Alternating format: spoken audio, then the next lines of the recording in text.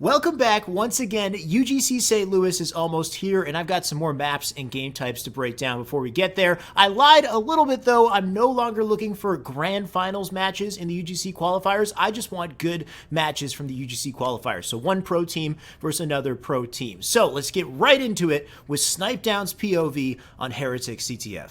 Before we get started with Heretic CTF, this is Reciprocity versus Status Quo match 4 in a best-of-5 series where Status Quo currently leads. Reciprocity needs to win this game to move on to Game 5 for a shot at taking the series. Now, I see this question a lot on the Twitch chat. Why is it a 30-minute timer? Why not a 15-minute timer like we typically see on the hardcore playlist? Is it a 30-minute game? It's actually not. So this timer, the way it works, is the first 15 minutes is reserved for the game. The second 15 minutes is there to use as a potential overtime if necessary. For example, let's say it's 3-2, Reciprocity's winning, and we hit the 15-minute mark. If at the 15-minute mark, that flag, Reciprocity's flag, is at home in their flag pedestal, in their base, the game will end right at the 15 minutes. Whoever's hosting the game will manually end the game through the start menu. However, if it's 3-2, we hit the 15-minute mark, and that flag is not in the flag pedestal, meaning that flag is still in play, then Status Quo has one final opportunity to capture that flag.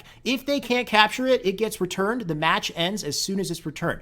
But if Status Quo captures that flag and it becomes 3-3, then we have a 15-minute sudden death overtime that will play out until one team gets one more capture. It's no longer to 5 anymore. It's just till whoever gets the next capture, and the match will end as soon as somebody gets one capture. Let's say it's 4-2, we hit the 15-minute mark, it ends instantly. So it's only going to come into play if one team is up by 1 point and the flag is currently still in play. That's only when you would see a potential overtime situation. Okay, so typically you get a 15-minute match. The other 15 minutes is there if necessary, and we can only see that in the official MLG tournaments because there's no way you could do that in online play. Imagine if somebody exited the game through the start or ended the game through the start menu in like an online match. That would make no sense. So anyway, now that you know that, we can get into the actual match.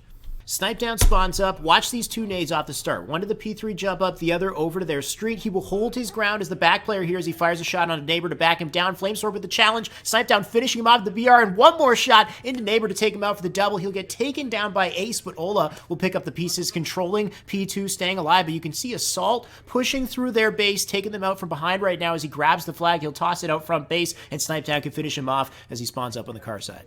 Let's talk about starting strats. What do teams typically do at the start of Heretic CTF? And one thing you'll notice is that pink side is always a priority, especially P2 and P3, where on P3 you've got great high ground, you've got sight lines across the entire map. It's a great power position. If players are shooting at you, you can back down, you can go back up there, you've got options for escaping. Even on Pink 1, there are frag grenades on the bottom of Pink 1. If you grab those nades and you're pushing up on an enemy base, you can bounce them off walls, you can get them around walls, taking out players who are hiding. They are very effective to use in this map, so there are many reasons to be controlling the pink side of the map. So teams typically split their resources to take advantage of that. And you can see that Reciprocity is doing that right now as well. You've got Lunchbox pushing up the street. You've got Snip3down as a back player holding his ground in the doorway here, and Ola is actually just below him. So there's 3 players on the side of the map. Well, Roy is actually in behind through the window, crossing on the window. And you'll also see that 3 players are pushing from Status Quo through the pink side as well. You've got Flamesword who just went down. You got Neighbor, and Ace was pushing up in the back as well. But afterwards, we'll notice that Assault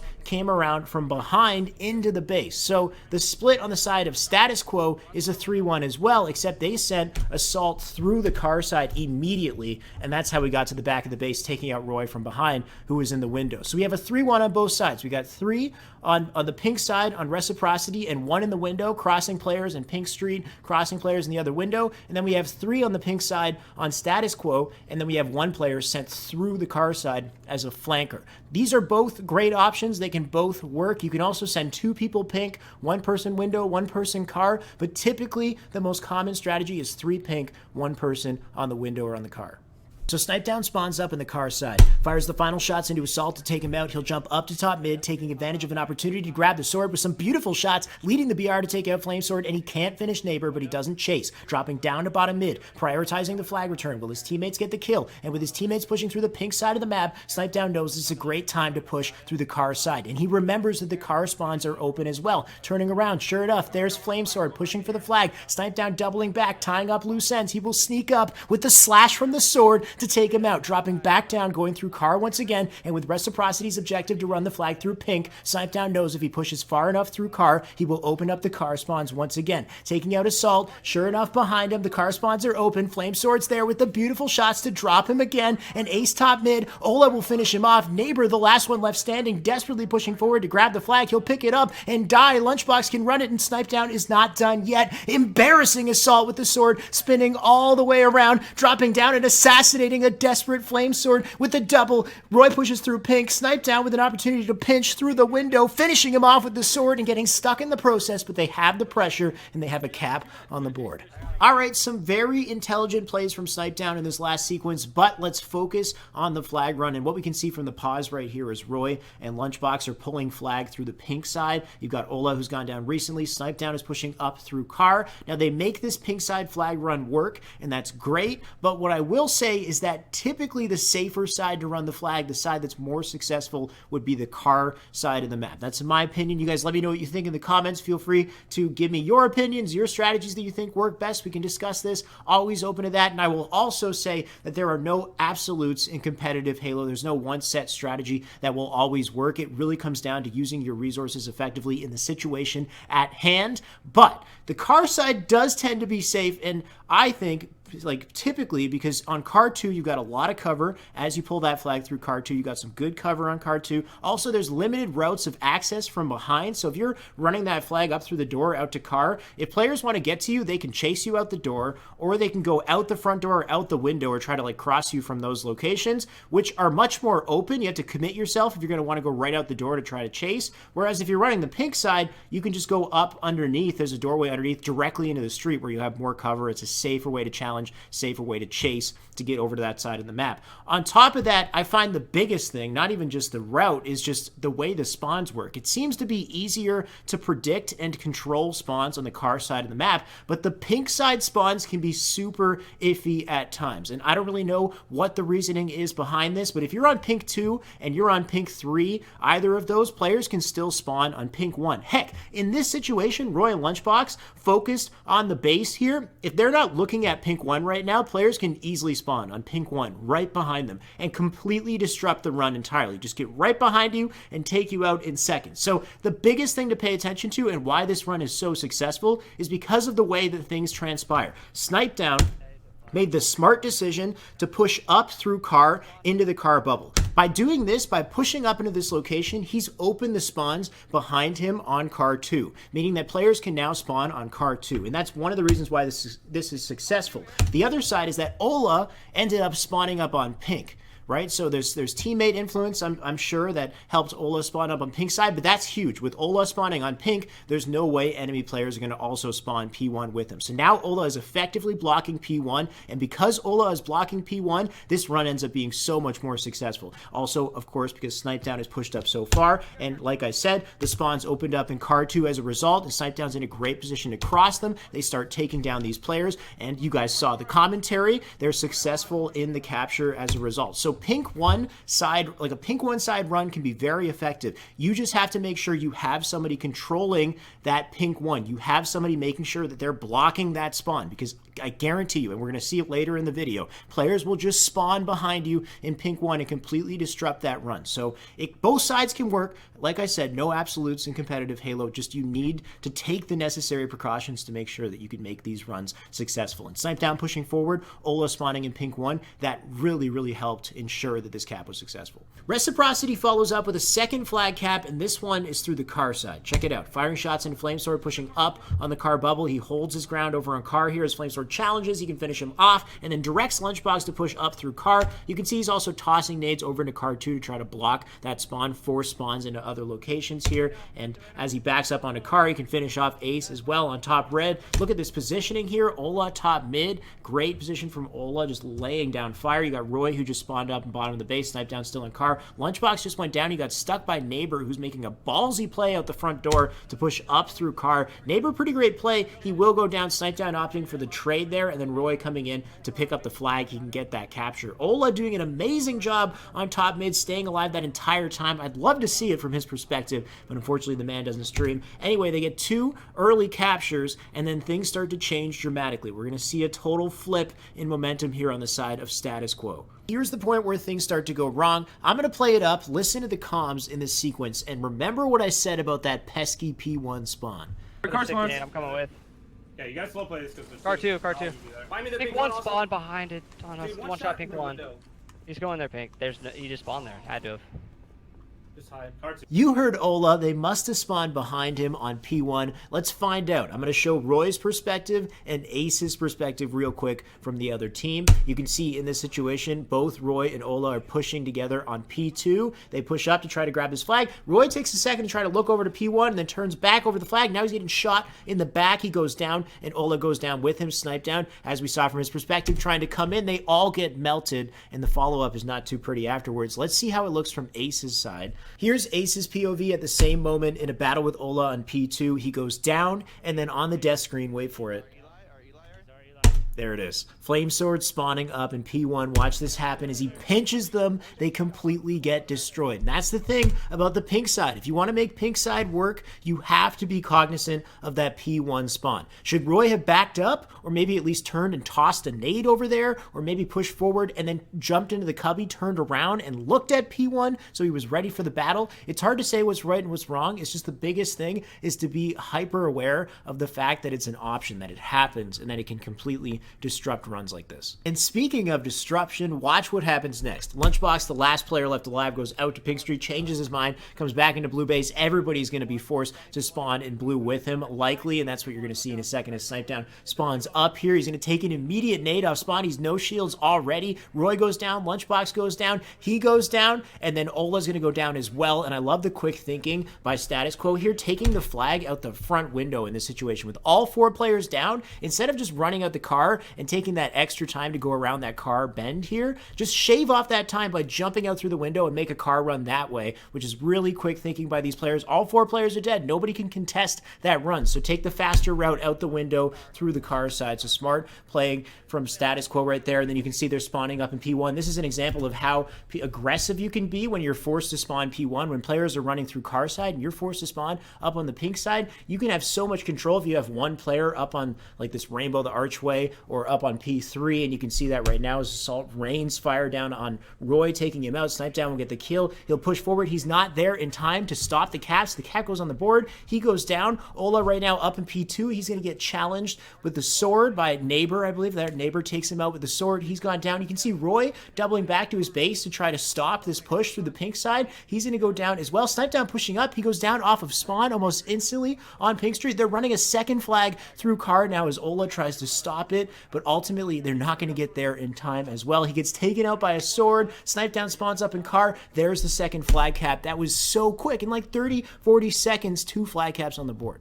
Status Quo follows up with a third flag cap, and it happens around here. Snip3down pushing out the car side, and nade will drop in front of him. He changes his mind, goes back into the base. He'll toss a nade over to the pink side, and then he makes a very risky play. Jumping out front here, you can see there were 2 red X's. It was Lunchbox and Ola were down. Roy just went down as well on the kill feed, so all 3 of his teammates are dead, and he's jumping out front. Super risky. He's leaving himself open to many angles in the situation. I think he thinks that his teammates are about to spawn on the car side, and they can have that side covered for him. I still think he's pushing a little early here because you'll see as he jumps up, fires these shots into Ace. He gets shot from multiple angles, goes down instantly, and then at this point his team just gets ransacked. They completely go down, all 4 dead again. They'll grab the flag, bring it out through car side. Once again, Snip3down spawning in car. This is a Halo 3 moment for sure, but you spawn up, he got hit by an 8, he's got no shields left, but there are no hit markers in this game. So players, as long as he doesn't move, the enemy team can't know for sure if he's actually here. So it's smart that he stays here because the flag carrier walks by, gets a free back smack, so really smart use of that life in that situation. But he goes down. All of his teammates bottom of the base, spawning up in the bottom here, getting completely destroyed. Once again, Snip3down will spawn up as well, and he'll try to fire these shots over to Neighbor right here. He'll go down instantly, and then listen to the comms here, but like the whole team is starting to get the right idea. They need to push out. They need to get some control in the map. Another guy's our pink in a second. Car 3, top center. Car 3 also. 3 as well. Our pink right now. Play. We need to start pushing out. Like, we're just getting stuck in our window. So they were stuck in their base under a lot of pressure, and they lost 3 caps in quick succession. So my question here is, was there anything they could have done to prevent this situation from happening? Now, I know there are no absolutes in competitive Halo, and this is all speculation, so let me know what you think in the comments, but I think this is a good opportunity to talk about timing and playing your lane in Halo 3, because there were so many instances here where I feel like if Reciprocity just played their lane, they may have been able to halt or stop some of this pressure they were experiencing. It started all the way back in the beginning when Lunchbox was the last person left alive. His 3 teammates are dead. No caps on the board for status quo. Lunchbox ends up pushing out pink, realizing his teammates are dead, changes his mind, goes back into blue, and then everybody spawns up in blue with him. They all die instantly. But personally, you could say, and it's nitpicky, but you could say that was a timing loss right there. I know he was the last player alive. It's risky to push pink, but let's say he pushed pink, got in a 1v1 battle, and maybe traded with somebody. Or even just being out in pink, he would expand the options for spawn points, and maybe players could have spawned in P1 or spawned out on the pink street somewhere, just giving his team opportunities to break out at the bottom and the top of the base. And also it could have helped block certain spawns as well, because in this situation, not everybody on status quo is up. You'll see Neighbor is still dead. And if you listen to the comms in this situation, you'll notice that Neighbor actually spawns in P1 and he gets frag grenades for free, and he uses those frag grenades to destroy the competition. If he had stopped, if Lunchbox had pushed forward, there could have been a chance that he could have, stopped that spawn from happening, stopped or slowed down their pressure, and allowed them to break out earlier. Listen to this. Our Eli. Our top center. Pushing. Top center weak.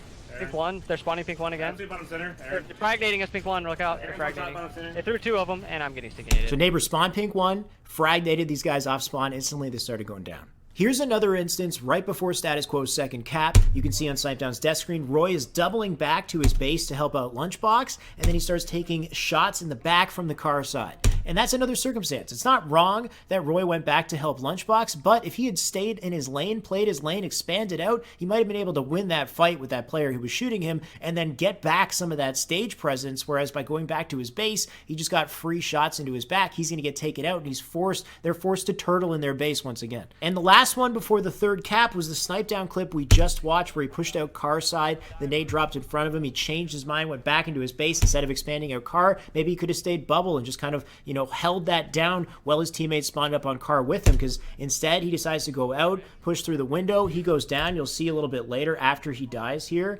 Roy is just getting assaulted off of his spawn on car side, completely wiped out.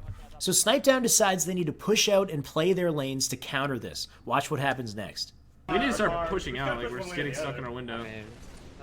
Weak at our front base, and then Flame was here. Under our base is all weak. Our base. Two guys here. Flame's was here too. Yep. Under our base, I'm lifting. He's gonna die. Live. 3 dead, last guy, Eric. It's our pink with sword, last guy. Yep. I got him. All dead. Watch Eric. They're under the base, nading Eric. He's got their car. Pushing car. Car 2 right now, it's a shot. My guys went, or one shot car 2. Now, it's unlikely that things will always play out that perfectly, but it's a pretty good example of how expanding out your lane can produce positive results for your team. And of course, with the flag run at the end here, you want to keep that flag off your hands as long as possible, because the flag slows down your movement speed. You want that full movement speed, so you toss it out by switching weapons. Remember, it has to hit the floor for you to pick it back up again. You can't pick up the flag out of the air, so wait for it to hit the floor before you pick it up. And you can jump and switch weapons to toss it even farther, keep it off your hands for longer. Pay attention to how tightly he hugs these corners. He wants to cut off all distances as much as possible to get that flag out as quickly as he can. Playing off of that momentum, Snip3down works to control the car side spawn from the front of the enemy base while his entire team makes a push through the pink side. You can see them running the flag now, blocking that P1 spawn as they bring the flag on through into their base. The next flag capture happens immediately after. I'm going to play up the clip, listen to the commentary here, and you can see the coordination between their team with Snip3down blocking P1 as they send the flag through the car side. Our car. All dead. 3 dead. They're car spawn. Car 2 spawn. Fine. Car 2 on you, Eric. Got him. I'm one shot with flag. Their car. Keep running. I'm going back to our flag fast. They're pink 1, and then there's one guy at our front base jumping in. I'm one shot. I didn't get it. Our window one shot. I got it. Nice job, guys. Nice. So a lot more macro level analysis in today's video than usual, understanding the process of running flag out pink or car side or expanding out when your team's under pressure. Hopefully some of that was insightful, engaging for you guys, and maybe generates a good discussion in the comments. Always open to hearing what you guys think. And of course, shout out to Callous, who helped me out once again, had some great insights to provide for this video. I've linked his Twitter in the description below. And shout out to Snip3down, of course, as well, the POV in this video. The man is a legend at Halo. You guys already know I've linked his Twitter, his YouTube, his Twitch in the description below, and I highly recommend you check out my interview with Snip3down on HCS Weekly, guys. When I'm not doing videos here, I'm also doing videos on HCS Weekly, and my Snip3down interview was one of my favorite episodes, so I'll link that in the description below as well. But that ends the video for today. Thank you guys for tuning in. Remember to like, comment, subscribe, hit the bell beside the subscribe button, keep in touch with everything the moment it comes out, and I'll close it here. Have a good night, guys. I'll see you next time.